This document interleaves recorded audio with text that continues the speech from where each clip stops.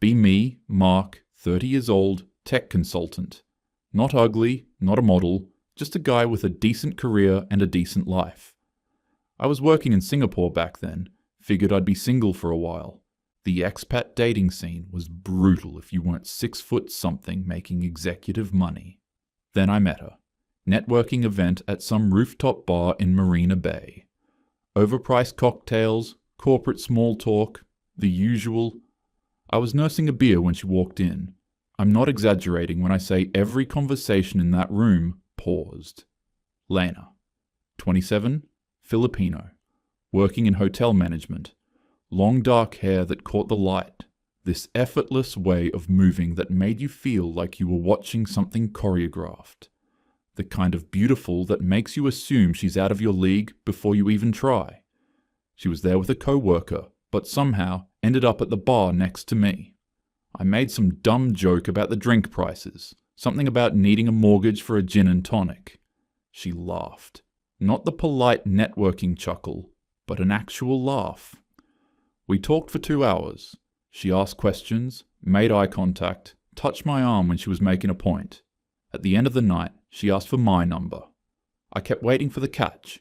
The first time we slept together, about a week later, I remember lying there afterward thinking, this doesn't happen to guys like me.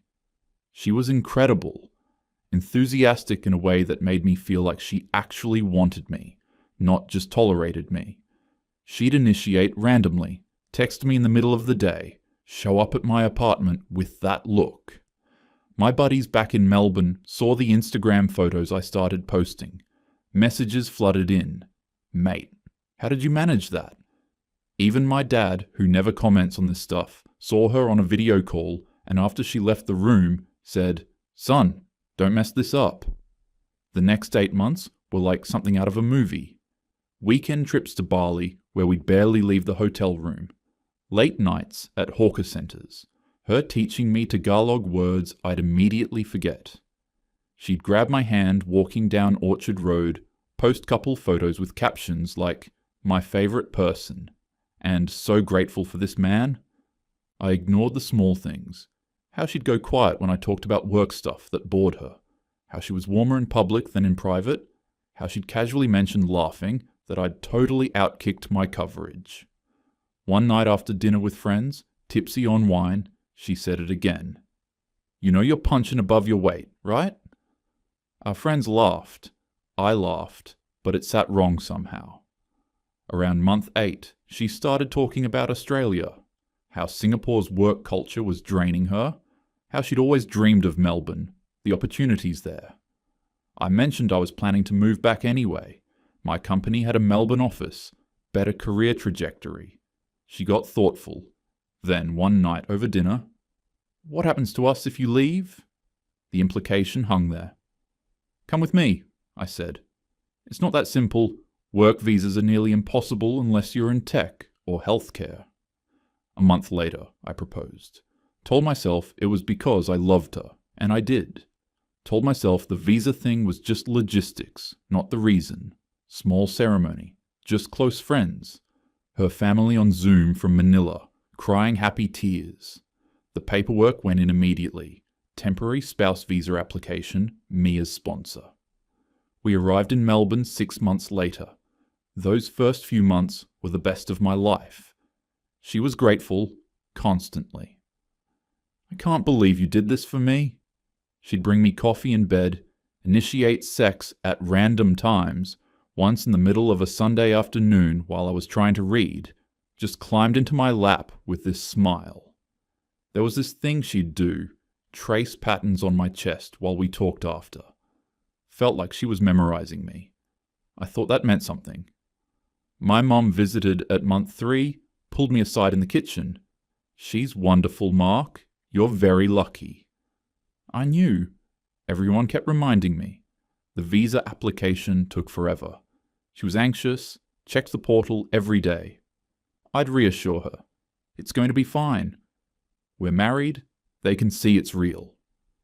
Even during the waiting period, she was still affectionate. We'd cook together. She'd put on music and dance in the kitchen while I chopped vegetables. Sex was regular. Good, The kind where you both fall asleep after feeling lucky. I ignored the tiny red flags. How she'd be on her phone constantly, scrolling, half present. How she was slightly sweeter when we were around other people than when we were alone. How she'd casually mention how lucky I was that she chose me, like it was just a fact. Month 18. The email came through. Subclass 820 partner visa. Approved. Valid for 2 years. She screamed, called her family, posted on Instagram, Australian dream unlocked, with a photo of us I didn't remember her taking. She hugged me. Thank you for making this possible. Not, thank you for loving me. Not, I'm so glad we're building a life together. Thank you for making this possible.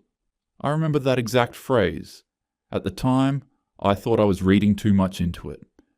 About a month after the visa approval, Lena said she wanted to join a gym.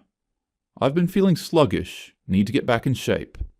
I paid for the membership, one of those boutique places in Fitzroy, $80 a week. She started going religiously, came home talking about this woman Rachel. Rachel's amazing. She's 34, just got divorced, works in marketing. She's so empowered now. Empowered. That word started showing up a lot. Rachel introduced Lena to her circle. 3 other women, mix of divorced and perpetually single. Sunday brunches started.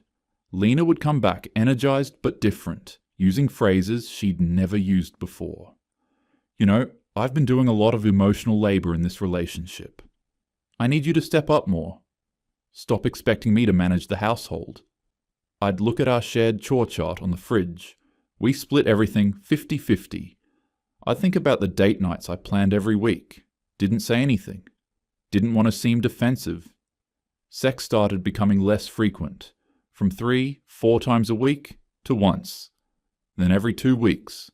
When I'd try to initiate, she'd sigh, "I'm tired, Mark." But she wasn't too tired to go out with Rachel's crew 3 nights a week. One night, I'd planned a whole date. Nice restaurant in South Bank. Wine. Thought maybe we'd reconnect. She was on her phone the entire time, texting the group chat, half smiling at whatever Rachel was saying. In bed that night, I tried to kiss her. She pulled back. "I'm not in the mood." It's been a while. "Are you seriously keeping track?" "No, I just miss you." She rolled over. "That sounds like a you problem." Month 23. Rachel hosted dinner at her townhouse. Modern place, expensive wine, charcuterie board that probably cost more than our weekly groceries. The other couples, Emma and her boyfriend Tom, who looked dead behind the eyes, Jess and her girlfriend. After the second bottle of wine, the conversation turned to relationships. Rachel, loud. Lena was just telling us how Mark here doesn't really get feminism. Everyone looked at me. I tried to laugh it off. Lena cut me off. "He thinks doing the dishes earns him a medal." Laughter around the table. Emma. "God, men are so low effort now. They want applause for bare minimum." Lena, looking directly at me. "Tell me about it." More laughter. Rachel's eyes were sharp, enjoying this, testing how much Lena would go along with. Lena passed the test. I felt myself getting smaller in that chair. Wanted to defend myself, but knew that would make it worse. So I just sat there, shrinking, while the woman I married performed for her new friends. I'd never felt more alone in a room full of people. Month 24, we were eligible to apply for permanent residency. Lena filled out the application, gathered all our old photos from Singapore, joint bank statements, the marriage certificate. "This is basically a formality," she said. "We're married. It's automatic." She submitted it. Confirmation email said processing time. 4 to 6 months, 1 week later. Friday night. I was on the couch, watching something forgettable. She was next to me, scrolling Instagram. I shifted closer, put my arm around her. Not even sexual, just wanting connection. She pulled away. Hard. "Mark, we need to talk about boundaries." I sat up. "Okay." She'd clearly rehearsed this. "I don't owe you sex. My body, my choice.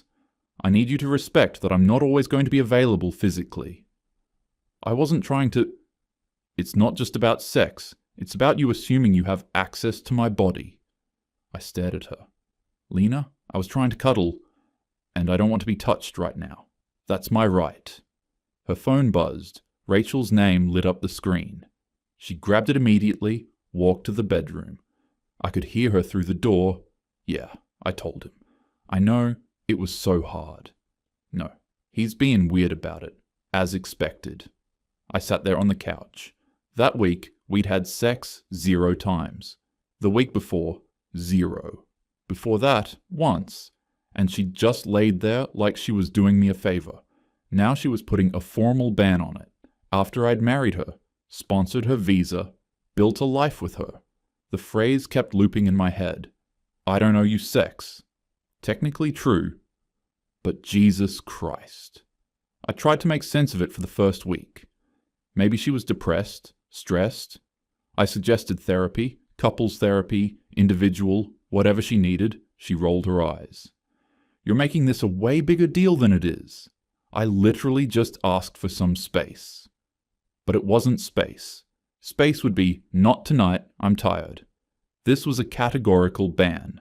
And she wasn't distant from her phone, constantly on the group chat, laughing at memes, typing away.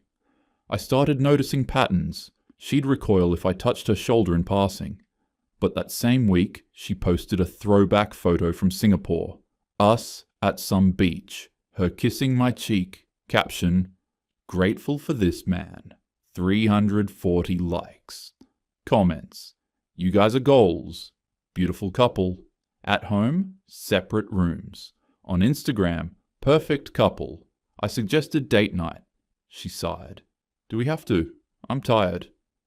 She went out with Rachel's crew 3 times that week. Night 10. I came home early from the gym. She was in the living room on FaceTime. Didn't hear me come in. Rachel's voice, loud through the speaker. Men need to earn access, babe. You're too hot to be giving it away for free. Lena, giggling. I know, right? I just feel guilty sometimes. Another voice. Emma. Don't.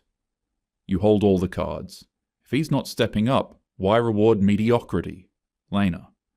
You're so right. God, I wish I'd met you guys years ago. Rachel. Train them young, I always say. Men are like dogs. Reward good behavior, ignore bad behavior. Laughter. I stood in the hallway, gym bag still on my shoulder. Train them. Like dogs. I walked quietly to the spare room. She never knew I'd heard. That weekend, she was at brunch. I sat at my laptop with coffee, opened our old message thread from Singapore. Started reading chronologically. Month 2, her. So what's your long-term plan? Career-wise? Do you see yourself staying in Singapore? Month 5. My friend was telling me about Australian visas. Partner visas are apparently the easiest, but obviously, I'm not bringing it up for that reason, LOL. Month 7, after I mentioned missing Melbourne. Have you ever thought about us long-term? Where we'd live? Month 8, I proposed. I found a note she'd left on the counter once. Probably forgot about it. Her handwriting. Visa timeline, married by October, apply December, approval by September. I proposed in October. We applied in December. Then I looked at another pattern. Our intimacy timeline. Month 0 to 6 in Melbourne, 3 to 4 times per week. Month 6 to 12, 2 to 3 times per week. Month 12 to 18, visa still pending, twice per week. Month 18, visa approved, once per week. Month 19 to 24, once every 2 weeks, duty sex. Month 24, PR submitted, 0. Week after, I don't owe you sex. The correlation was undeniable. Sunday morning. I went for a walk, ended up at a cafe in Carlton, sat there with a long black for over an hour. There was a couple at the next table. She was laughing at something he said, leaning in close. The easy kind of intimacy, what we used to have, what I thought we had.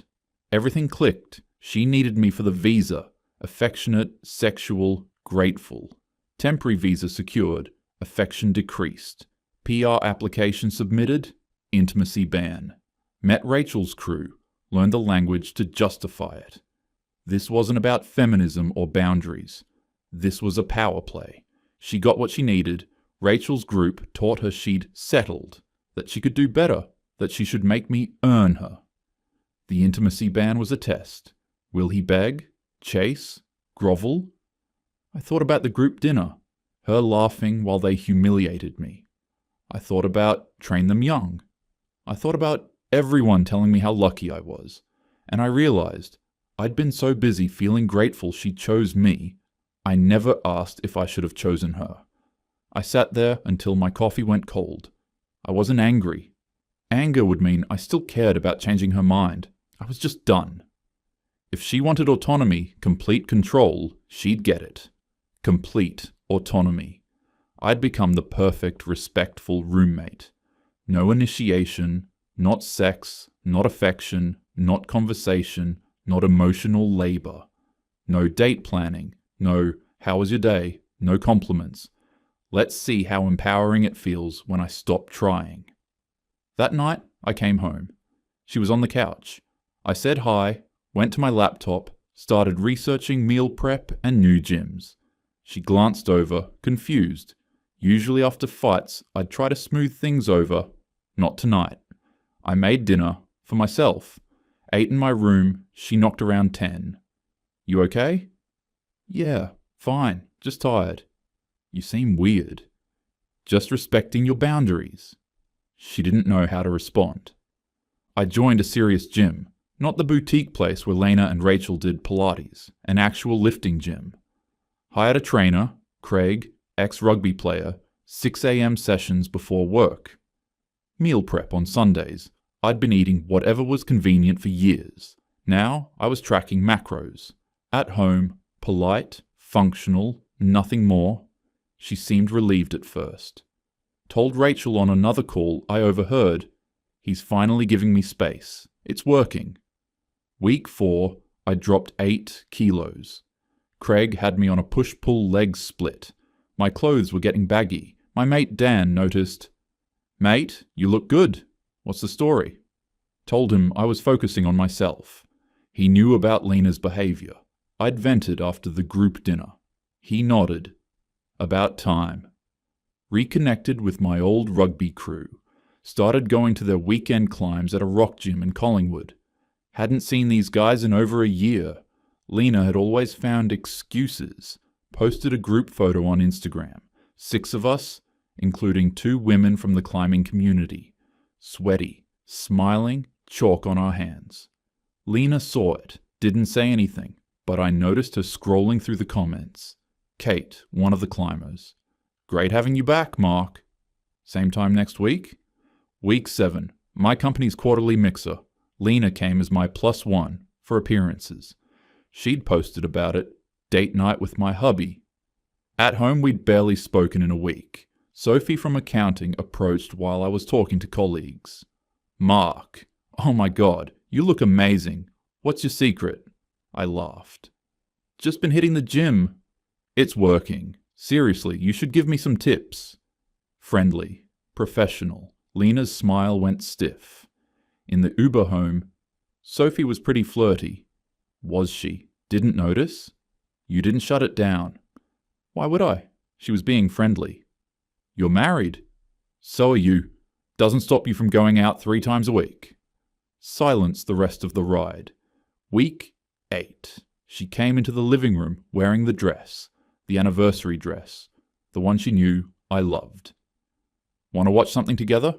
I was reading. Sure. She sat close. The scent of her perfume, the expensive one. Halfway through the episode, she touched my arm. Casual. Testing. I gently moved it. Just respecting your boundary. She pulled back. I didn't mean you could never touch me. You said you don't owe me access to your body. I agree. I don't want to pressure you. You're twisting my words. Am I? I'm literally just doing what you asked. She left the room. Week 9. She escalated. Came to bed in lingerie. The black set I'd bought her for her birthday. I was reading a book on training. She posed by the doorway. Notice anything? I looked up. She looked incredible. 2 months without sex, and my wife was standing there looking like that. I felt the pull. I'd be lying if I said I didn't. Yeah, looks nice. Good night? Rolled over, kept reading. Took me 20 minutes to actually focus on the words. My heart was pounding. 2 months without her, and she looked like that. But I'd rather be alone and respect myself than beg someone who weaponized intimacy. She stood there for 10 seconds, then grabbed her phone, went to the bathroom. I heard her FaceTime Rachel, whispering, "He didn't even react. I'm in the black set and he just rolled over." Rachel's voice, "He's manipulating you, trying to make you feel insecure. Classic tactic. Don't give in." But I heard doubt in Lena's voice. What if he's actually done? Men don't just move on from women who look like you. Trust me. Week 10.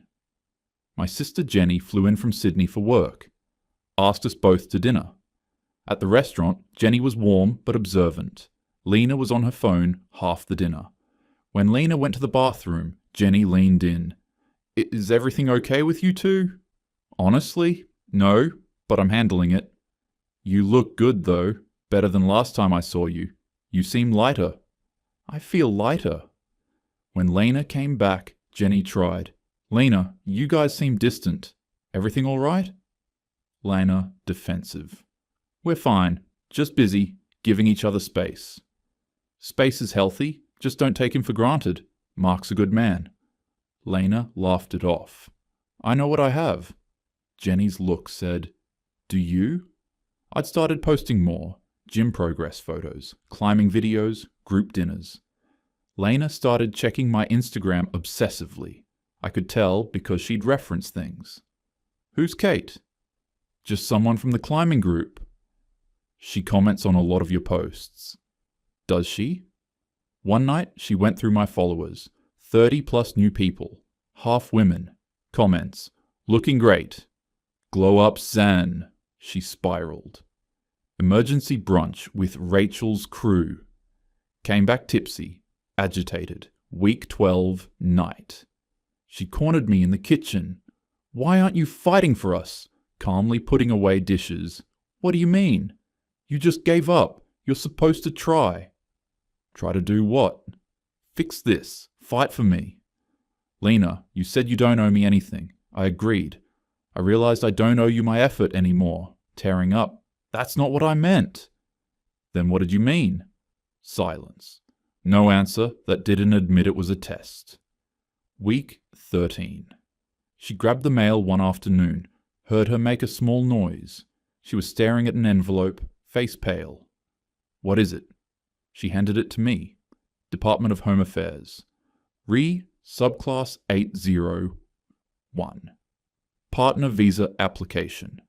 We require additional evidence of your genuine and continuing relationship. Please provide within 60 days. Recent photographs together, last 6 months. Evidence of shared social activities. Statutory declarations from friends/family. Evidence of shared finances. Evidence of cohabitation. You and your partner will be required to attend separate interviews. She was shaking. "This doesn't make sense. We're married." Being married doesn't mean the relationship is genuine and continuing, but we submitted everything. From 2 years ago. They want recent evidence. She looked around. No couple photos on display. My stuff mostly in the spare room. We hadn't taken a photo together in 4 months. "We can just take some photos. Go on dates. It's fine." "Is it?" "Mark, I need this PR." "I know. So you'll help?" I said nothing. She tried to fix it casually at first. "Let's go to that restaurant you like, for photos." "I'm climbing that night." "Cancel it." "Why?" "Us, Mark." "There is no us, Lena. You made that clear." She tried joint finances. "Immigration wants shared bank accounts. We should merge ours." "I separated them 3 months ago." "You didn't tell me." "You didn't notice." She tried the bedroom angle. "You need to move your stuff back to the master." "Why?" "Immigration might inspect." You kicked me out 6 months ago. I didn't kick you out. You said you needed space. I gave it to you. Week 3. The immigration form required 2 friends or family to write legal statements. She called my best mate Dan. Hey Dan, I need you to write a letter about how great Mark and I are together. Silence.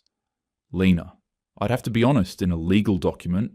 Mark and I were just talking about how unhappy he's been. She hung up, tried my mom. My mom, carefully. Sweetheart, I can't lie to the government. You two haven't seemed connected lately. Week 4. What are you going to tell them in the interview? The truth? Which is? That we're married on paper, but don't have a relationship anymore. You can't say that. Why not? It's true. Because I'll lose my PR. That's not my problem. After everything we've been through. After everything you've put me through, you mean? Week 5. She tried everything, crying it, please, Mark, I'll lose everything. You should have thought about that before you decided to train me. Her face went white. You heard that? Yep. Anger. If you don't help me, I'll make the divorce hell. Go ahead and file. Saves me the lawyer fees. Seduction. She came out of the shower in a towel, let it slip, calculated. She still looked incredible. Lena, I'm not doing this. Her voice soft. Mark, come on. Remember Singapore? Remember how good we were? We were never good. You needed a visa. I was useful. Week 6. Desperate now. That's not fair. I loved you. I do love you. Maybe you loved what I could give you. You're really going to let me fail? Lose my PR? Leave Australia? I'm not letting anything happen. You created this. You stopped being a wife. You humiliated me. You banned me from touching you. You treated me like a trained dog. Rachel got in my head. Rachel didn't make you laugh when they called me low effort. Rachel didn't write that visa timeline note. Her face crumpled. You found that? I remembered it. Week 7. One more angle. What if I change? Therapy. What if... Lena, I don't believe you. And even if you did change, I don't want you anymore. Full sobbing. How can you just stop loving me? I didn't stop loving you. I stopped letting you use me. Week 8. She withdrew the PR application herself. Couldn't face the interview. Couldn't manufacture evidence. I filed for divorce. 12 months minimum to finalize. She can find a work visa sponsor, student visa, or go back to the Philippines. Not my problem anymore. 4 months later, studio apartment in Fitzroy. Small, but mine. Down 17 kilos, visible abs for the first time since my 20s. Still climbing twice a week. Casually seeing Kate. Nothing serious, just getting to know each other. She laughs at my jokes, asks about my day, touches my arm when we talk. Last week, she asked what I was reading. Actually listened to the answer. Small thing. But Lena never did that. Makes me feel wanted without manipulation. Got promoted, senior consultant, raise came with it. Post on Instagram occasionally. Don't check Lena's profile anymore. Realized last week I hadn't thought about her in 5 days. That felt like freedom. Lena's still in the old apartment. I'm paying rent until the lease ends. Felt right, even though she doesn't deserve it. She posted a thirst trap last week. Full glam, caption, new chapter. Comments thirsty strangers and her actual friends asking, you okay, babe? Her family keeps asking when I'm visiting. She hasn't told them. Rachel's group still meets, but the dynamic shifted. Emma's back with her ex. Jess is seeing someone. Rachel's on dating apps, complaining about low-value men. Heard Lena's on Hinge, can't swipe. Everyone feels like a downgrade. She texted last week. Long paragraph starting with I've been thinking. I saw the notification. Didn't open it. Deleted it unread. Saturday morning. Rock climbing gym. Work in a route I've been projecting for 3 weeks. Tough one. Overhanging. Requires commitment. Kate's belaying. I make the final move. Clip the anchor. Lower down. She's grinning. Yes, that was sick. Breathing hard, smiling. Couldn't have done it without a solid belay. We grab coffee after. She asks about my week, tells me about hers. Conversation flows. My phone buzzes. Lena's name. Another text. Preview. Can we please talk? I put the phone face down. Kate notices. Everything okay? Yeah, everything's good. And I mean it.